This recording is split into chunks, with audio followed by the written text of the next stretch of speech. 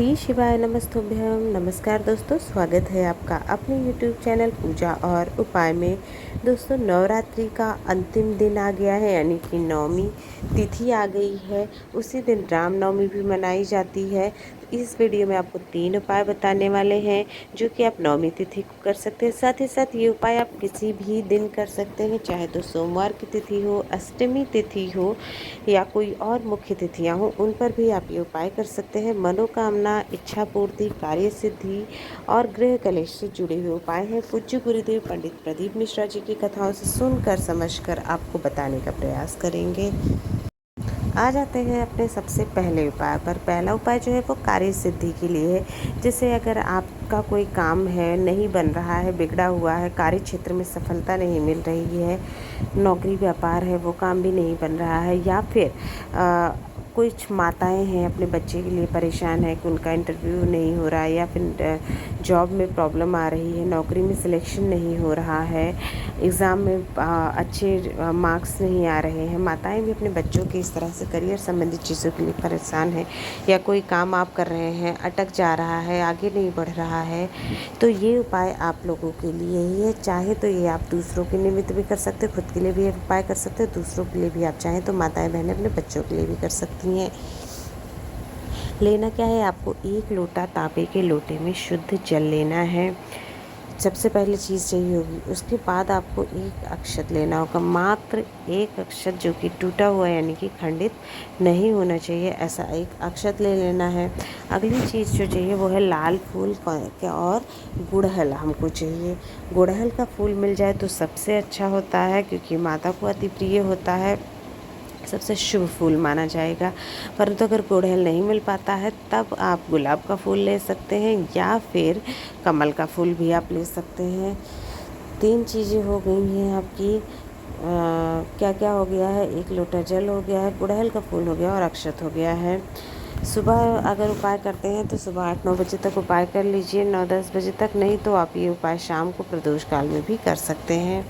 जब आपको सारे सामग्री जब आप शिवलिंग के पास लेकर के पहुंच जाते हैं, तब आपको क्या करना है, सबसे पहले अपने हाथ में अक्षत रखना है, फूल रखना है, और उसके बाद आपकी जो नाम है, अपना नाम बोलना है, गोत्र बोलना है, और साथ ही साथ अपने कौन सा वार है, कौन सी तिथि है। मान लीजिए नवमी तिथि को उपाय कर रहे हैं तो नवमी तिथि बोलनी है, और अपने घर का एड्रेस जो है वो बोलना है। एक तरह से जैसे हम संकल्प लेते हैं किसी चीज़ का तो बोलते हैं, वैसे ही आपको ये सारी चीज़ें बोलनी है हाथ में लेते हुए ही। और एक आपकी जो मनोकामना है, कार्य सिद्धि के लिए आप जो मनोकामना किसी के उपाय कर रहे हैं अपने लिए या किसी के लिए, वो मनोकामना भी वहाँ पर व्यक्त करनी है। उसके बाद अपने हाथ में उसी जल से 1 लोटा जल मतलब थोड़ा सा जल डाल देना है। फूल है, अक्षत है, थोड़ा सा हथेली में जल भी डाल देना है उसी के ऊपर। और वो जल, अब वो सारी चीज़ें आपको शिवलिंग के ऊपर श्री शिवाय नमस्तुभ्यम कहते हुए चढ़ा देना है। एक बार में चढ़ा दिया हथेली से जल और फूल और अक्षत। उसके बाद जो तांबे के लोटे में आपने जल लिया है, वो उस जल से एक बार में शिवलिंग के ऊपर जल चढ़ा देना है। श्री शिवाय नमस्तुभ्यम या ओम नमः शिवाय कहते हुए जल जलाधारी से नीचे बहता हुआ आता है, उसे थोड़ा सा रोक लेना है, अपनी आँखों में लगाना है और आचमनी कर लेना है उस जल से। आसान सा उपाय है, छोटा सा उपाय है, आपका कार्य जो है वो बनना शुरू हो जाएगा। अगर आपने बच्चों के लिए, घर के किसी और सदस्य के लिए उपाय किया है, उसके काम बनना शुरू हो जाएंगे। इस उपाय को करने से तो एक बार करके ज़रूर देखिएगा। आ जाते हैं अपने दूसरे उपाय पर। ये उपाय जो है वो मनोकामना पूर्ति के लिए। अगर आपकी कोई इच्छा है अधूरी है, जो आप चाहते हैं आपकी कोई मनोकामना है वो पूर्ण हो जाए, तब आपको ये उपाय करना है। छोटा सा आसान सा उपाय है, शिव शक्ति का दीपक आपको जलाना। नवरात्रि चल रहे हैं और नवरात्रि में तो इस दीपक का बहुत महत्व। आखिरी मौका है, नवमी तिथि है, अगर इस दिन आप ये उपाय कर लेते हैं तो आपकी मनोकामना ज़रूर पूरी हो जाएगी। करना क्या है, आपको 1 लोटा तांबे के लोटे में शुद्ध जल ले लेना है। अगली चीज़ जो है वो आपको एक दीपक बनाना है।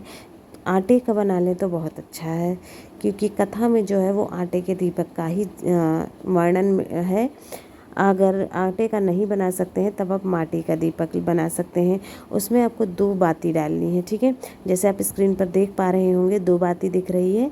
2 बाती का आपको दीपक बनाना है और जो मुंह के पास आपको उसको मिला देना है, यानी जोड़ देना है, जिससे ये प्रतीक होता है शिव और शक्ति जो एक हो गए हैं। तो दोनों को आपने जोड़ देना है और अंदर डालना है घी। इस तरह से 2 बाती वाला दीपक और 1 लोटा जल लेकर के आपको चले जाना है शिव मंदिर शिवलिंग के पास। वहाँ पहुंचकर सबसे पहले उत्तर दिशा की तरफ मुख करके खड़े हो जाइए और आप जो 1 लोटा जल लेकर के गए हैं, श्री शिवाय नमस्तुभ्यम कहते हुए शिवलिंग के ऊपर वो जल आपको चुपचाप से चढ़ा देना है, मंत्रों का जप करते हुए, श्री शिवाय नमस्तुभ्यम कहते हुए। इसके बाद आपको थोड़ा सा शिवलिंग के बाहर निकलना है मंदिर से, या अपनी मनोकामना वहाँ पर एक बार व्यक्त करनी है। उसके बाद चौखट के पास आ जाना है। जब आप चौखट के पास आ जाते हैं तो शिवलिंग की तरफ आपको देखते रहना है और अपने दाहिनी तरफ, शिवलिंग के नहीं, अपने दाहिनी तरफ चौखट पर जो दीप आप लेकर के गए हैं 2 बाती वाला, वो दीपक आपको प्रज्वलित करना है और एक बार फिर से शिवलिंग को देखते हुए जो आपकी इच्छा मनोकामना के लिए आप ये उपाय कर रहे हो, मनोकामना कह देनी है। थोड़ा देर वहाँ पर आपको चौखट के उधर से ही शिवलिंग को देखते रहना है, दीपक प्रज्वलित करना है और मनोकामना कहने के बाद वापस अपने घर आ जाना है। आपकी मनोकामना बाबा बहुत जल्दी पूरी करेंगे, शिव शक्ति दोनों ही। आ जाते हैं अपने तीसरे उपाय पर।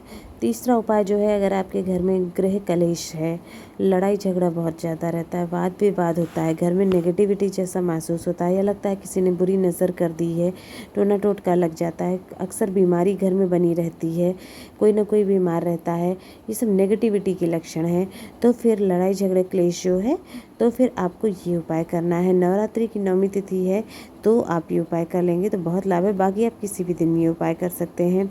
आपको लेने होंगे कपूर के 2-4 टुकड़े ले लेने होंगे, साथ ही साथ लौंग लेना होगा, जोड़ा लौंग लेना होगा और फूल वाली लौंग होनी चाहिए, जैसे आप स्क्रीन पर देख पा रहे हैं, फूल वाली लौंग और 1 जोड़ा यानी कि 2 लौंग आपको लेना हुआ होगा। साथ में थोड़ा सा बिल्कुल नाम मात्र का जरा सा घी लेना है, आधी चम्मच से भी कम, 1 उंगली से थोड़ा सा, इतना सा घी आपको लेना है।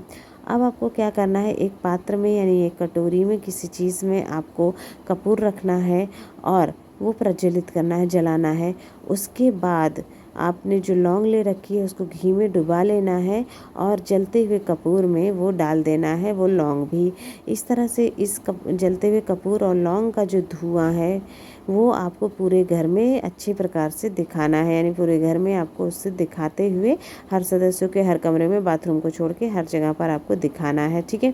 और ला करके उसे अपने घर के बाहर जो चौखट होती है वहाँ पर ला करके, अगर अभी भी चल रहा है तो वहाँ बाहर ले जाके रख देना है, घर की चौखट के बाहर। इससे क्या होता है, आपके घर की जो भी नेगेटिविटी होती है वो दूर हो जाती है, बीमारियाँ दूर हो जाती है, अगर किसी ने कुछ नज़र दोष जैसा है वो भी ठीक होना शुरू हो जाता है। ये उपाय किसी भी दिन कर सकते हैं आप, लेकिन अभी नवरात्रि चल रहे हैं और कर लेंगे तो इसके लाभ बहुत ज़्यादा होते हैं।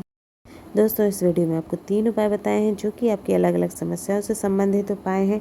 आप किसी भी दिन ये उपाय कर सकते हैं, पर जो मुख्य तिथियां हैं जैसे सोमवार, अष्टमी है, नवमी है, प्रदोष का तिथि होती है और शिवरात्रि तिथि, इन तिथियों पर इनका विशेष महत्व होता है अगर उपाय कर लेते हैं। अगर वीडियो पसंद आया तो वीडियो को लाइक करें, शेयर करें, चैनल सब्सक्राइब करें, कमेंट बॉक्स में श्री शिवाय नमस्तुभ्यम में ओम नमः शिवाय ज़रूर लिखें। आप सभी पर भगवान भोलेनाथ की कृपा सदैव बनी रहे।